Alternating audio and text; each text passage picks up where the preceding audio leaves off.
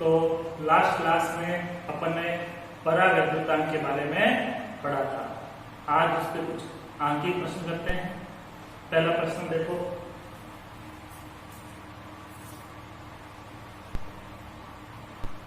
निर्वात में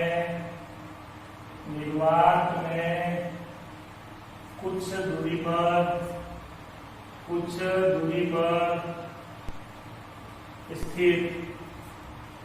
दूरी पर स्थित दो बिंदु आवेशों के मध्य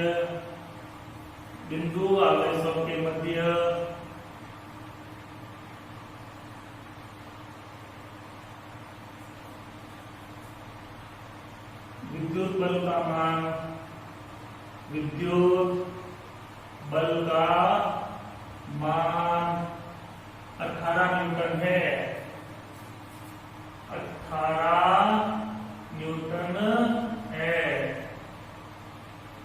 यदि इन दोनों आवेशों के मध्य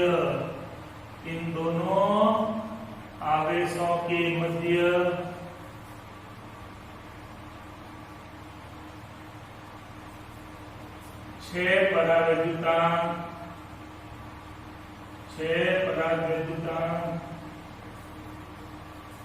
की 3 मिलीमीटर मोटाई की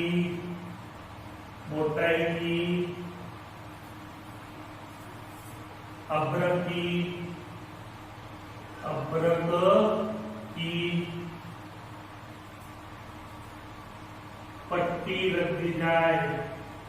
पट्टी रख दी जाए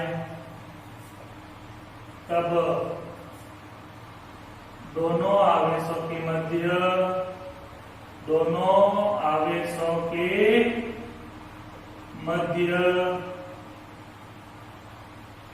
विद्युत बल का मान क्या होगा?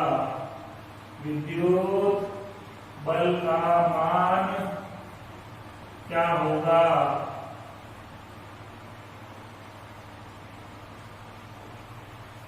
निर्वात में कुछ दूरी पर स्थित दो बिंदु आवेशों के मध्य विद्युत बल का मान 18 न्यूटन है। यदि इन दोनों आवेशों के मध्य 6 परावैद्युतांक की 3 मिलीमीटर मोटाई की अभ्रक की पट्टी रख दी जाए तब दोनों आवेशों के मध्य विद्युत बल का मान क्या होगा? तो देखें प्रश्न में क्या क्या दिया हुआ अपने को दिया हुआ।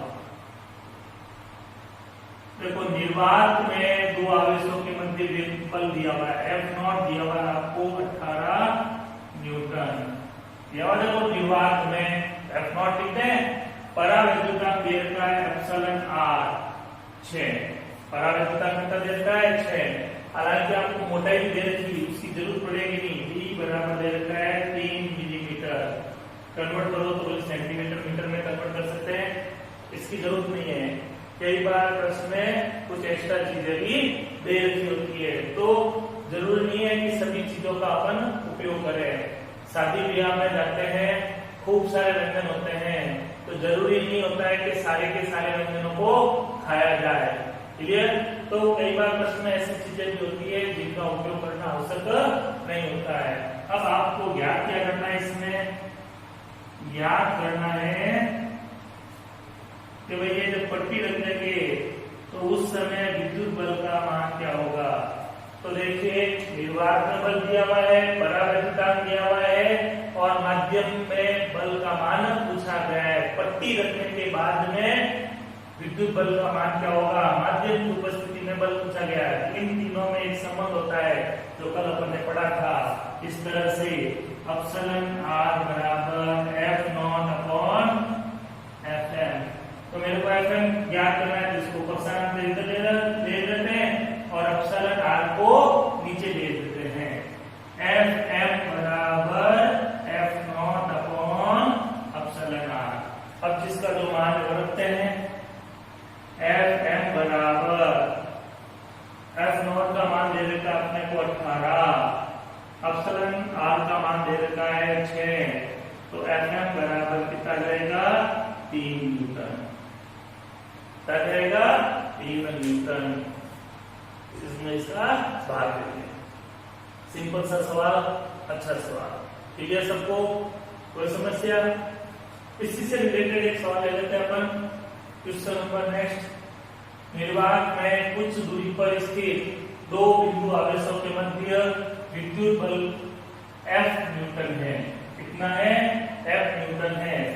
इन दोनों आवेशों के मध्य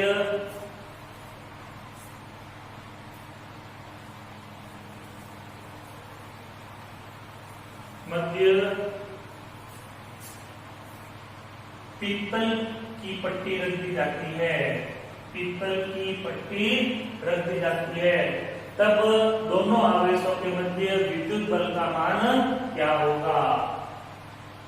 अब देखो आपको क्या क्या दिया हुआ है, निर्वात में बल दिया हुआ है, F दिया हुआ है, लिख देते हैं यहाँ पे F न्यूटन। अपसरण R का मान दिया हुआ है, पीतल दिया हुआ है, सुचालक धातु, सुचालक धातु के लिए अपसरण R का मान कल अपन ने देखा था, याद रखना है, अनंत होता है। कितना होता है? अनंत। डी यहाँ देखने लिखा, लिखने की आवश्यकता नहीं है। और अब आपको Fm ज्ञात करना है। वही फॉर्मूला, अपसलन R बराबर F not upon Fm, then Fm equals to F not upon epsilon R। Fm equals to, अब वैल्यू रखते हैं, F नॉट की वैल्यू है F, अपसलन की वैल्यू है इनफाइनाइट। 1/इंफिनिटी क्या होता है? 0। F इंटू 1/इंफिनिटी, तो Fm बराबर F इंटू 0, तो Fm बराबर क्या आ जाएगा? 0। तो अगर दो आवेशों के मध्य आप सुचालक पट्टी रख देते हैं, पीतल रख दो, चांदी रख दो, तांबा रख दो, तब आपको उनके बीच बल का मान कितना मिलेगा? 0 मिलेगा, क्योंकि सुचालक धातुओं के परावैद्युतांक का मान कितना होता है? अपसलन R का मान कितना होता है? अनंत होता है, इंफिनिटी होता है। क्लियर? कोई प्रॉब्लम नहीं, ठीक है, आगे बढ़े।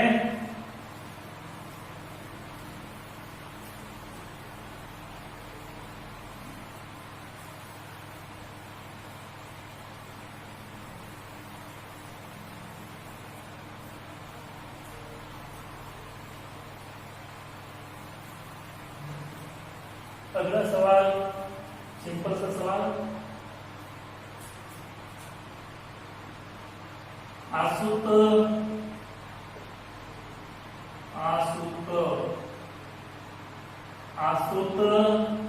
जल के लिए परावैद्युतांक का मान 80 होता है, 80 होता है।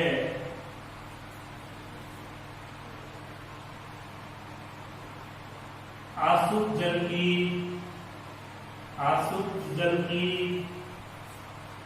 निरपेक्ष विद्युतशीलता का मान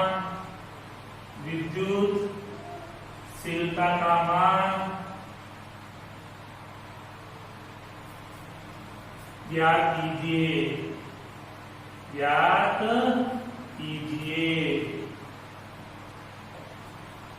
परावैद्युतांक का मान दिया हुआ है, निरपेक्ष विद्युतशीलता मतलब माध्यम की विद्युतशीलता का मान ज्ञात करना है। हल करते हैं। दिया हुआ, हमेशा प्रश्न में देखो क्या दिया हुआ है। इस प्रश्न में अपने को परावैद्युतांक दे रखा है, अपसलन R बराबर 80 दे रखा है, और ज्ञात क्या करना है? अपसलन ज्ञात करना है। इन दोनों में कोई संबंध होता है? कल अपन देखा, अपसलन बराबर अपसलन नॉट अपसलन R। यहाँ इस फॉर्मूले में अक्सर गलती होने के चांस रहता है कि अपसलन नॉट को इधर रखें, अपसलन को इधर रखें। तो हमेशा ध्यान रखो, लंच जब होता है विद्यालय में, तो टिफिन वाले बच्चे साथ में बैठते हैं, लंच में टिफिन लाने वाले बच्चे टेबल के साथ बैठ के खाना खाते हैं, और जो टिफिन नहीं लाते हैं वो अलग रहते हैं। देखो इसके पास ये टिफिन, इसके पास ये टिफिन, टिफिन वाले बच्चे साथ, बिना टिफिन वाला बच्चा अलग है। क्लियर? एप्सिलॉन बराबर epsilon not epsilon r. Clear? अब अपन वैल्यू पुट करते हैं। एप्सिलॉन नॉट की वैल्यू फिक्स होती है 8.85 इंटू 10 की घात -12 इंटू एप्सिलॉन आर की वैल्यू दे देती है 80।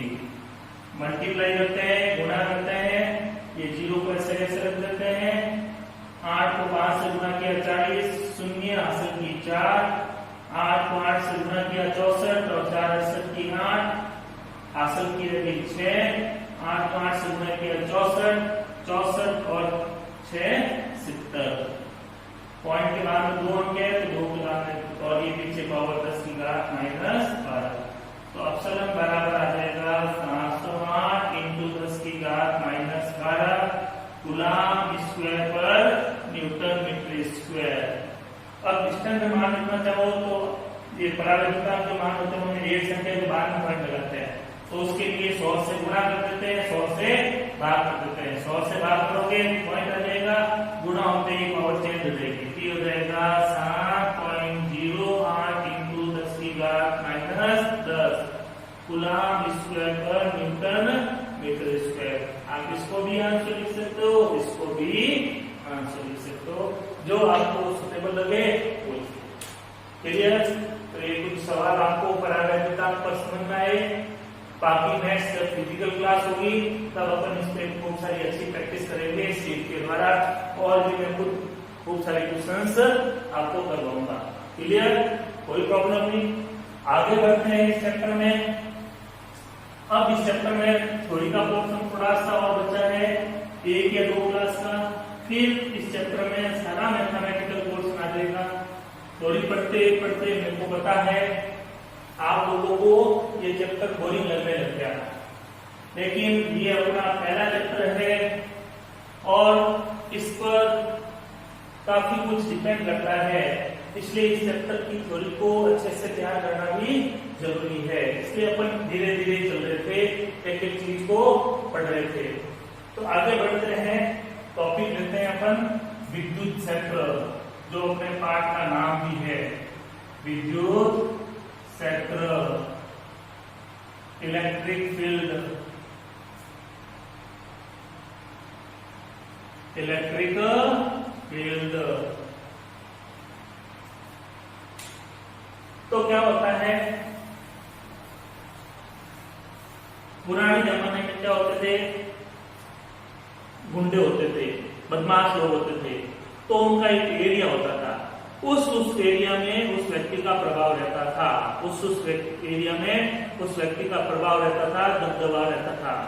अब उस एरिया में अगर कोई दूसरा गुंडा आता तो प्रकृति के अनुसार अगर वो आने वाला गुंडा उस गुंडे का दोस्त है तो उसकी आवभगत होती है, स्वागत होता, उसको बुलाया जाता घर पे, अच्छी खातिरदारी करते, और अगर वो उसका दुश्मन होता तो उसकी अच्छी धुलाई भी होती। तो अगर उसका दोस्त या दुश्मन उसके क्षेत्र के बाहर अगर रहता तो वह उस क्षेत्र वाला गुंडा उसको बाहर जाकर नहीं मारता है, अपने क्षेत्र के अंदर वो उसके ऊपर प्रभाव डालता है। तो उसी तरह से प्रत्येक आवेश के चारों ओर भी एक क्षेत्र होता है, हर आवेश अपने चारों एक क्षेत्र बना के रखता है, जिसमें कोई दूसरा आवेश या कोई आवेशित कण आ जाए या आवेशित पिंड आ जाए तो वो आवेश, आवेशित कण या पिंड अपनी प्रकृति के अनुसार आकर्षण या प्रतिकर्षण बल अनुभव करता है, तो वह क्षेत्र कहलाता है आपका विद्युत क्षेत्र। याद रह जाएगा, तो लिखते हैं इसको, किसी आवेश के आवेशों का निकाय भी ले सकते हो आप, किसी आवेश के चारों ओर का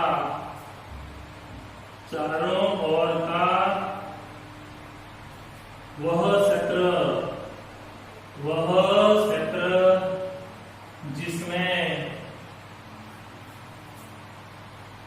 अन्य आवेश या आवेशित कण, आवेश या आवेशित कण या आवेशित पिंड, आवेशित पिंड अपनी प्रकृति के अनुसार, अपनी प्रकृति के अनुसार आकर्षण या प्रतिकर्षण, आकर्षण या प्रतिकर्षण बल अनुभव करता है, अनुभव करता है,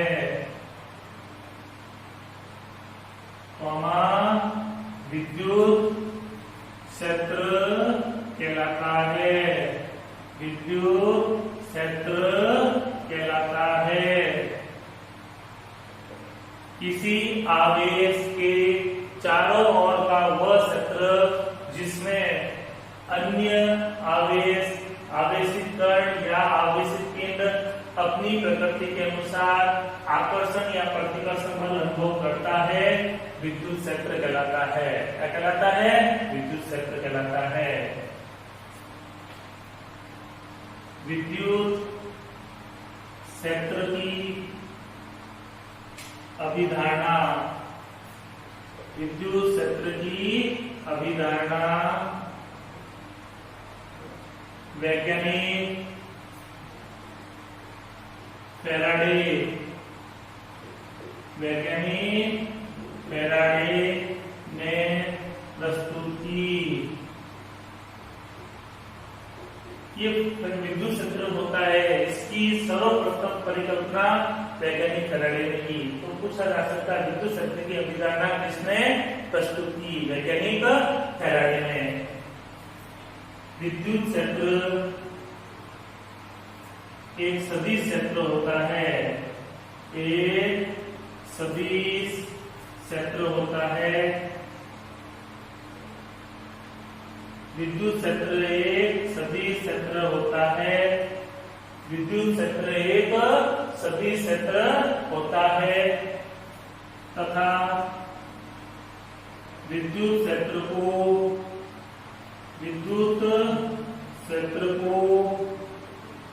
गणितीय रूप में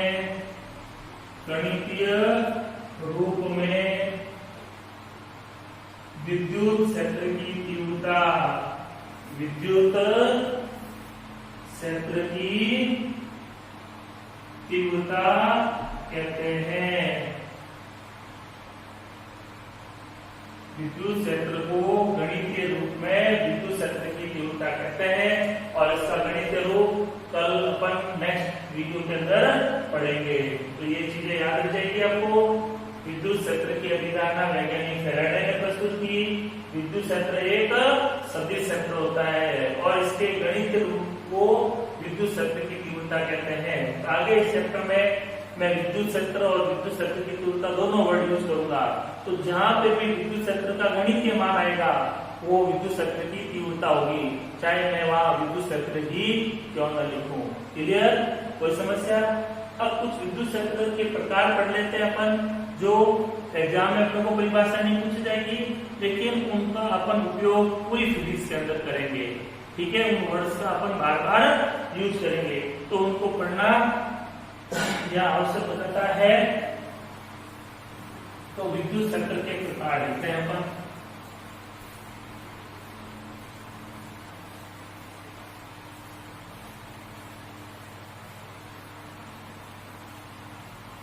विद्युत क्षेत्र के प्रकार, 4 प्रकार के विद्युत क्षेत्र पढ़ेंगे अपन। विद्युत क्षेत्र के प्रकार, पहला लेते हैं अपन समरूप विद्युत क्षेत्र। समरूप विद्युत क्षेत्र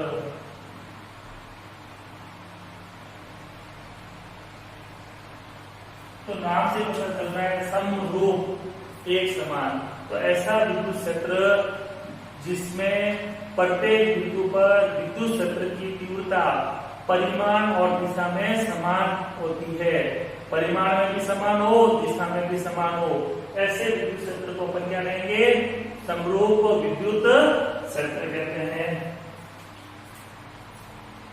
ऐसा विद्युत क्षेत्र जिसमें प्रत्येक बिंदु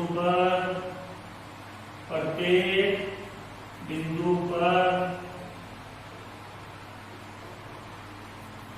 विद्युत क्षेत्र की तीव्रता परिमाण व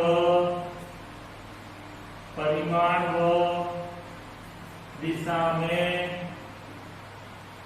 समान रहती है,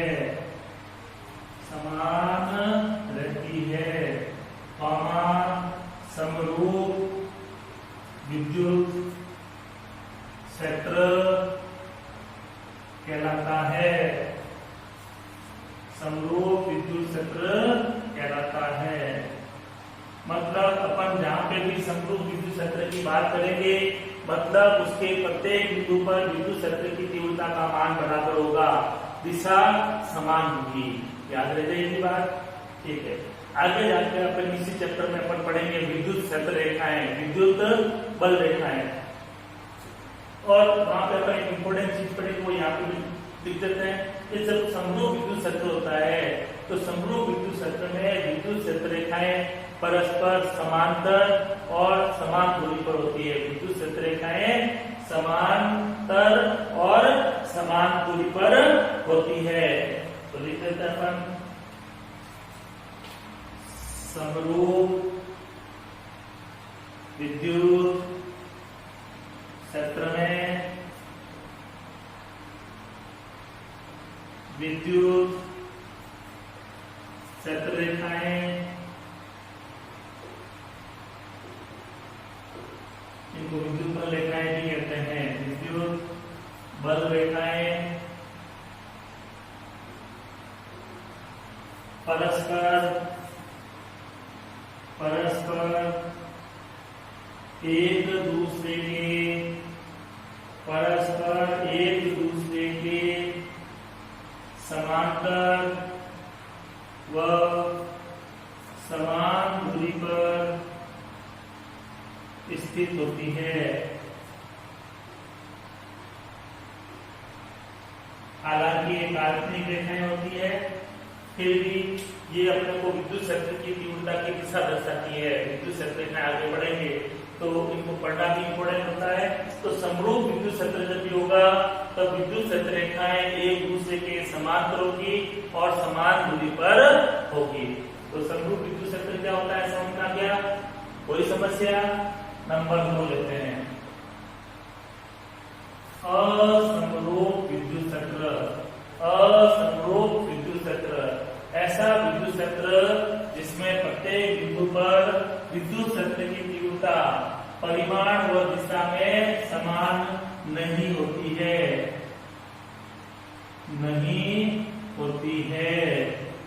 असमरूप विद्युत क्षेत्र कहलाता है। इसमें प्रत्येक बिंदु पर आपको तीव्रता का मान समान नहीं मिलेगा, मतलब अलग अलग बिंदुओं पर विद्युत क्षेत्र की तीव्रता का मान अलग अलग होगा। असमरूप विद्युत क्षेत्र में विद्युत क्षेत्र रेखाएं या विद्युत बल रेखाएं परस्पर एक दूसरे के समांतर और समान दूरी पर स्थित नहीं होती है।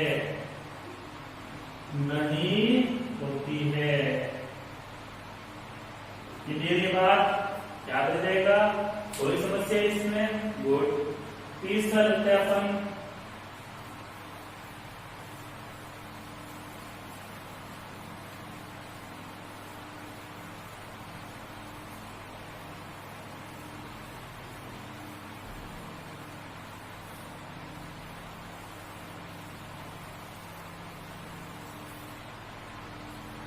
तीसरा लेते हैं अपन परिवर्ती विद्युत क्षेत्र। नाम से पता चल रहा है परिवर्ती मतलब बदलना। ऐसा विद्युत क्षेत्र जिसका मान एक ही स्थान पर समय के साथ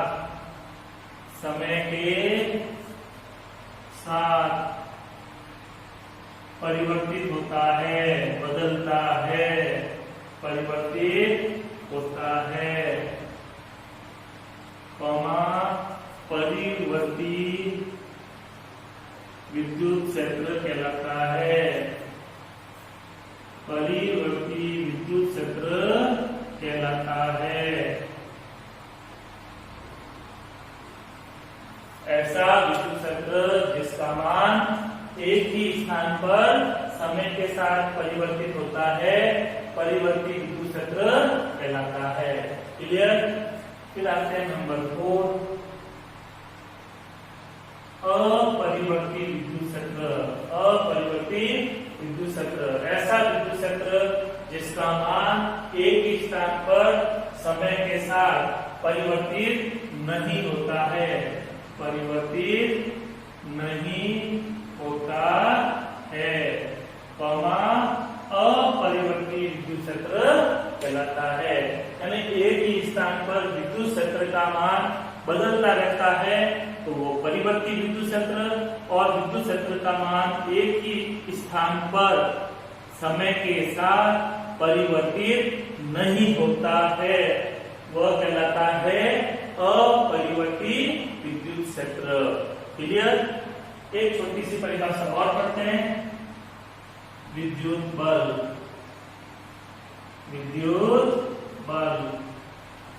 नॉलेज के लिए है ये भी परिभाषा। तो कोई अपन विद्युत क्षेत्र पढ़ा था। विद्युत क्षेत्र में अगर कोई आवेश है या आवेशित कण है या आवेशित पिंड है, उसके ऊपर जो भी बल आरोपित होता है, उस क्षेत्र के कारण उस आवेश पर जो भी बल आरोपित होता है वह विद्युत बल कहलाता है। क्या कहलाता है? विद्युत बल। विद्युत क्षेत्र में स्थित आवेश या आवेशित कण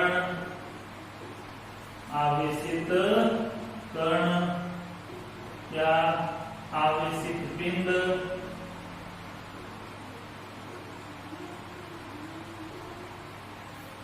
पर